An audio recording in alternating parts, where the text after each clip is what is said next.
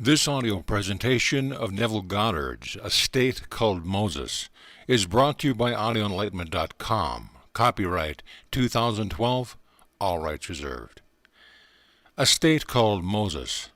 While reading Scripture, always bear in mind that it is a story of salvation and not secular history, that the characters, from Adam to Jesus, are states of consciousness. In Blake's Visions of the Last Judgment, he said, "It ought to be understood that the persons Moses and Abraham are not here meant, but states signified by those names as they have been revealed to mortal man in a series of divine revelations, as they were written in the Bible." Having seen the entire play, Blake added, "When you see them from afar, they appear as one man, but as you approach, they appear as multitudes of nations, as the one man becomes the many." The first 5 books of the Bible are called the Torah, or the Law, with Abraham as a symbol of the beginning of civilization. But the outstanding character recorded there is the infinite, eternal state called Moses. The word Moses is the old perfected form of the Egyptian verb to be born. So it is in the state of Moses that something is to be born. Now at the end of the Torah we are told, "Moses, the servant of the Lord, died, and the Lord buried him. But no man knows the place of his burial to this day." Deuteronomy 34. Why? Because Moses is buried in you. Today people try to perpetuate the identity of every prominent person in some mausoleum. In our country, daily trips are made to the graves of our presidents. I am told that there is not a day that Kennedy's grave is not covered with flowers, as people cry and pray there. So we know the burial place of our presidents and heroes, but no one knows the burial place of Moses. Representing the future of Israel in germinal form, it is in Moses, a state buried in man, that God's plan of redemption is revealed. Now an Israelite is not a descendant of Abraham after the flesh, but the elect of God of any nation. Whether you be a Jew, Christian, or Mohammedan, Moses, the future of Israel, in germinal form is buried in you. And the word Israel means to rule as God. Having seen the entire pattern of God's plan in the mountain, Moses returns and speaks to the people in the first-person present tense, saying, "I am the Lord who brought you out of the land of Egypt, out of the house of bondage. You shall have no other gods besides me." Having said this, Moses reveals God's name as I am. He did not say, "I am Moses and the Lord," but "I am the Lord." Recognizing his true identity, Moses begins to do wonderful things called signs. Giving Moses the rod of God, the Lord said, "Put it upon the fiery serpent, and everyone who sees it, whether he be ill or distressed, if he believes, he is healed."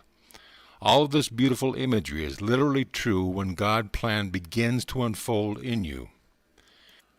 We are told that Moses could not enter the promised land, that Joshua, filled with the spirit of wisdom, entered and the people followed. Joshua is the Hebraic word for Jesus. Moses could not enter because he is God's plan in germinal form. Joshua is its unfoldment. As the word says, "I am the Lord your God, the Holy One of Israel, your Savior, and besides me there is no Savior." The plan unfolds in Joshua in the Old Testament, and Jesus in the New. If Joshua is filled with the wisdom of God, and Christ is defined as the power and wisdom of God, are they not one and the same being?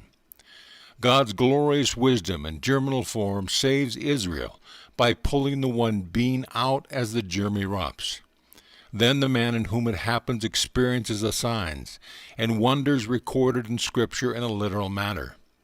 Who would have thought that the rod of God with a fiery serpent on it was literally true?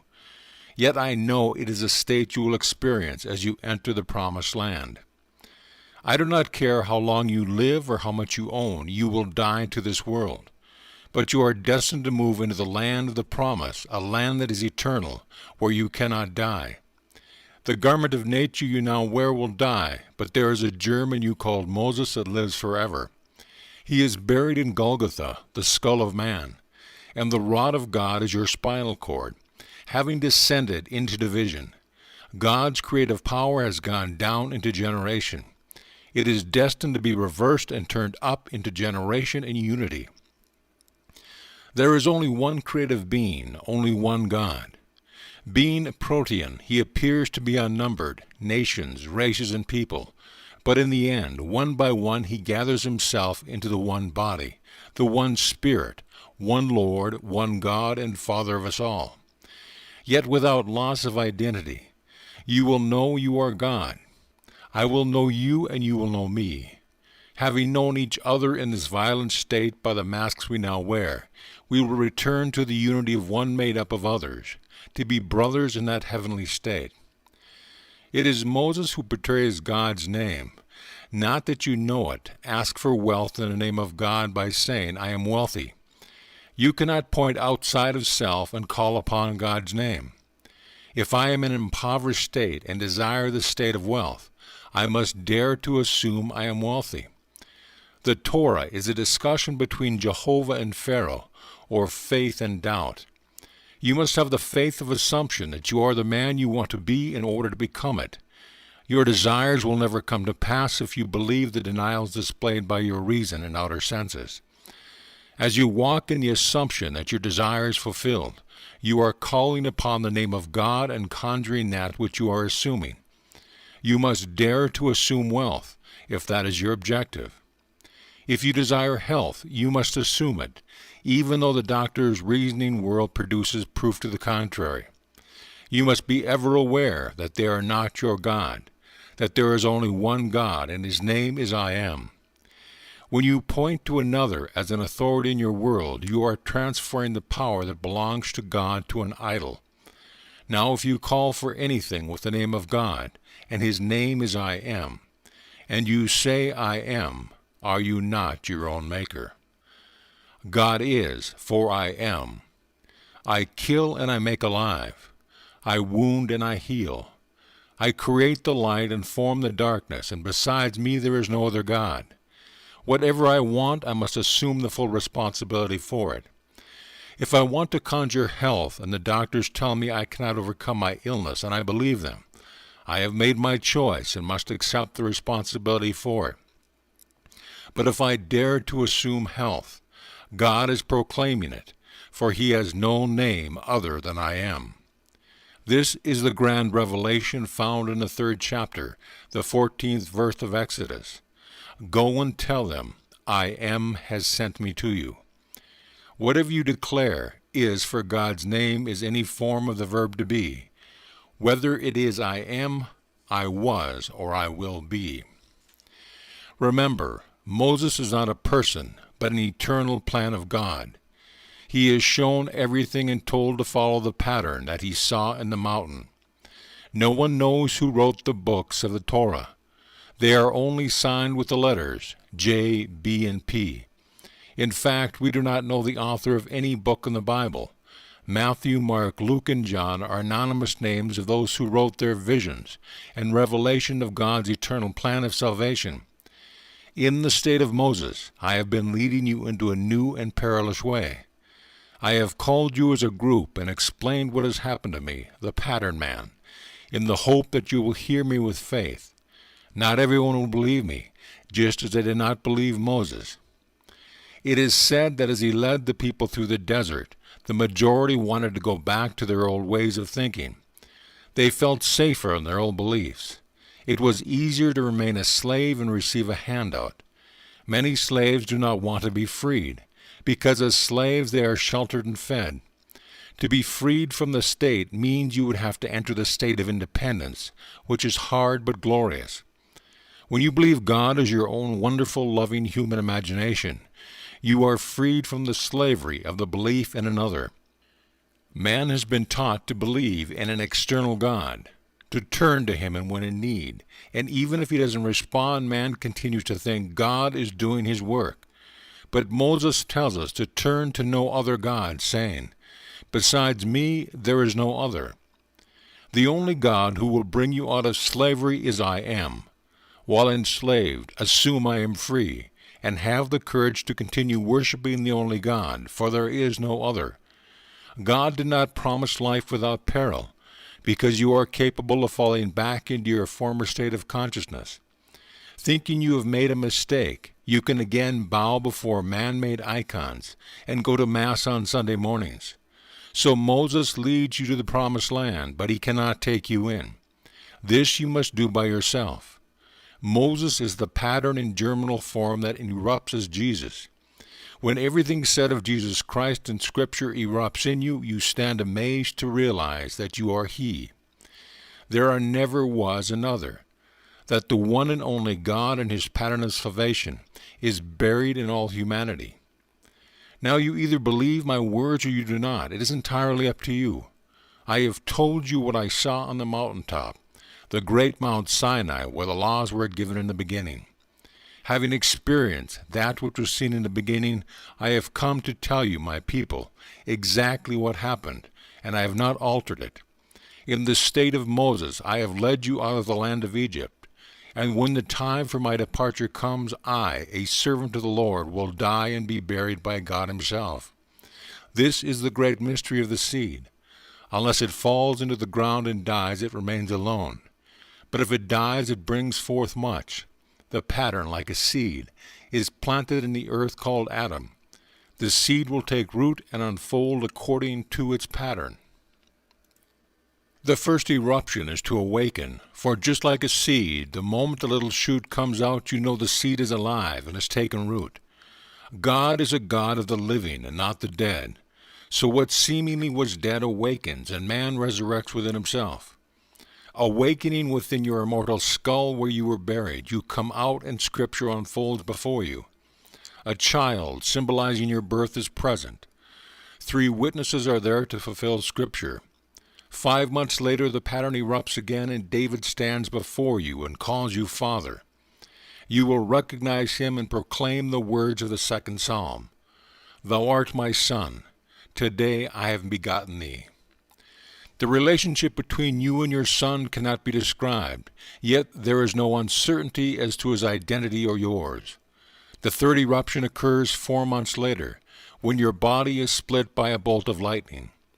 The lovely hymn, Rock of Ages, calls it a cleft, saying, Rock of Ages, cleft for me. When your body is cleft, you see golden liquid light at its base. Fusing with it, you become a coiled fiery serpent, and like a bolt of lightning, you uncoil right into your skull as it reverberates like thunder. These are the 3 acts of the unfolding of God in you. Then, after a period of 2 years and 9 months, the pattern completes itself, as a dove, the symbol of the Holy Spirit, gives his seal of approval by descending and smothering you with affection. Unable to deny your visions, you will share them with others, cautioning them, telling them that the way is perilous, for you are taking them into a new land. And if they follow you, everyone will have a common experience. Because we all differ, no 2 will experience the pattern in an identical manner, but everyone will meet David. Regardless of the color of your skin or your gender, you are going to meet a blond, blue-eyed lad who will call you Father. David is not looking for a man after the flesh, but the God who is his Father, and you will know that you are he. Moses is God's pattern of salvation in germinal form. Having seen the pattern, Moses does not take you into the Promised Land, but reveals the pattern to you. It is Joshua who enters and Jesus who unfolds the pattern within you. If in the Spirit, David calls you my Lord, and Scripture tells you that David called Jesus my Lord, are you not Jesus? Are you not he who said, I am the Lord who brought you out of the land of Egypt, out of the house of bondage? Perhaps you have a friend who desires to enjoy good health. You can give it to him in the name of God by listening to your thoughts and hearing your friend tell you he has never felt better. Who is hearing the words? I am. That's the Lord. Respond by telling your friend how great he looks in your imagination, and God is speaking. If your friend is unemployed, hear him tell you he now has a wonderful job. Congratulate him and feel the joy that would be yours were it true. Then ask yourself who is doing it in you. The Lord will say, I am. All day long, man exercises his creative power, unwittingly bringing confusion into his world. Then he rushes to a church and prays to God who does not exist, for the only God is I am. There is no other God, and there never was another God. Practice the law of identical harvest by going to the mountaintop. I hope your ambition is to have a scripture unfold within you, for that would transcend anything here. But perhaps you are one of those who want to leave this world so famous or wealthy that your remains will reside in some huge mausoleum, even though there is no assurance the building and its contents will ever survive. If so, that's all right, but you now know where Moses is buried.